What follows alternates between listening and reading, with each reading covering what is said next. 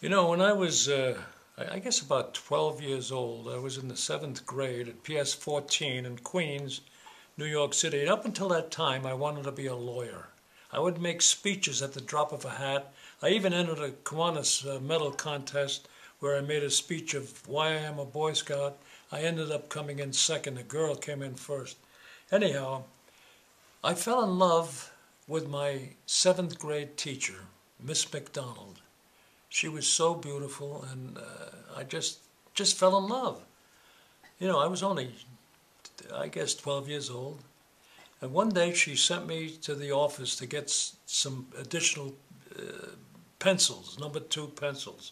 I went to the office and got the pencils, and as I'm coming down the hall, one of the bullies, an older, bigger boy, he said, "Give me one of those pencils." I said, "I can't give you one of these pencils. I have to bring him back to my classroom." And he tried to get a pencil out of my hand, and I ran down the hallway.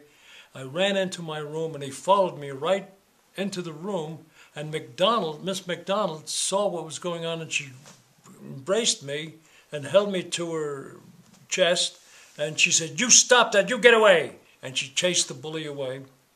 Well, you can imagine that moment to a 12-year-old kid when a teacher who he's in love with embraces him like that. Anyhow,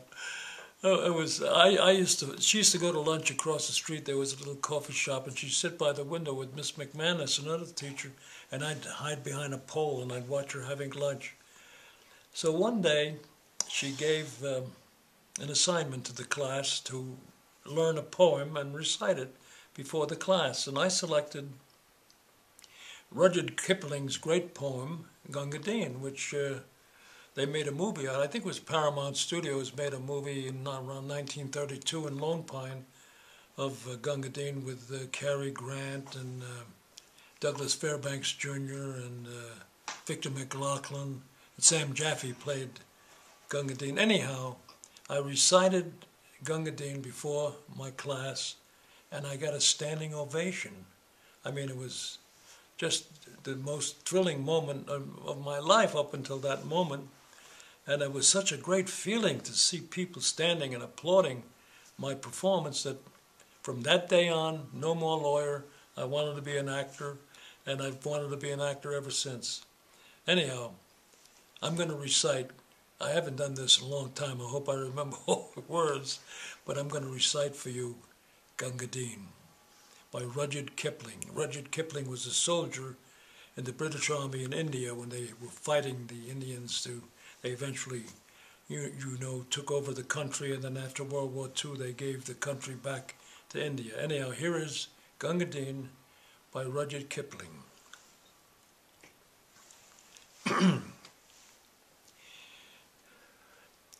You may talk of gin and beer when you're quartered safe out here, and you're sent to punny fights and elders shot it. But when it comes to slaughter, you'll do your work on water, and you'll lick the bloomin' boots of him that's got it. Now in India's sunny clime, where I used to spend my time, a serving for Her Majesty the Queen, God bless her, of all the black-faced crew, the finest man I knew was our regimental Visti, Gunga Din. It was Din. Din! Din, you limpid lump of brick dust, Gunga Din! Aye, Slippery! Hither-o! Water, get it! Ponny low! You squidging old door-idle Gunga Din! Now the uniform he wore wasn't very much afore, and less enough of that behind, just a twisted piece of rag, and a goatskin water bag was all the field equipment he could find. And when the sweating troop train lay in a siding through the day where the heat would make your bloomin' eyebrows crawl, we shouted, "Paddy boy!" till our throats were bricky dry, and we whopped him 'cause he couldn't serve us all. It was Din. Din, you heathen! Where the mischief have you been? Put some jelly in it, or I'll mar you this minute if you don't fill up that helmet, Gunga Din. He would dot and carry one till the longest day was done, and he didn't seem to have no use for fear. If we broke or charged or cut, you could bet your bloomin' nut he'd be waiting 50 paces right flank rear. With his mussick on his back, he would skip with our attack, and he watched us. He watched us till the bugles made retire. And for all his dirty-eyed, he was white, clear white inside, when he went to tend those wounded under fire. And when the cartridges ran out, you could hear the front files shout, "Hey! Ammunition mules! And Gunga Din!"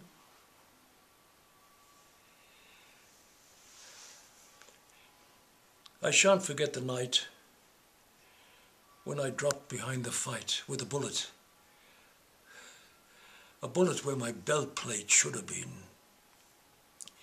I was choking mad with thirst, and the man who spied me first was our good old grinning, grunting Gunga Din. He lifted up my head, and he plugged me.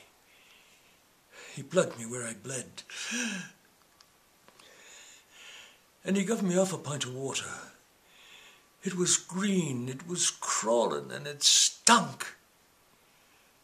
But of all the drinks I've drunk, I'm most grateful for that one from Gunga Din. It was Din. Din! Din! Here's a beggar with a bullet to his spleen. He's kicking all around. He's chawing up the ground. For God's sake, get the water, Gunga Din! He carried me away to where a dooli lay when a bullet came. A bullet came and drilled the beggar clean. He put me safe inside, and just before he died, "I hope you like your drink," says Gunga Din. So I'll meet him later on, in the place where he is gone, where it's always double drill and no canteen. He'll be squatting on the coals, giving drink to poor damned souls. And I'll get a swig. I'll get a swig in hell from Gunga Din. It was Din, Din, Din, you Lazarushian leather Gunga Din.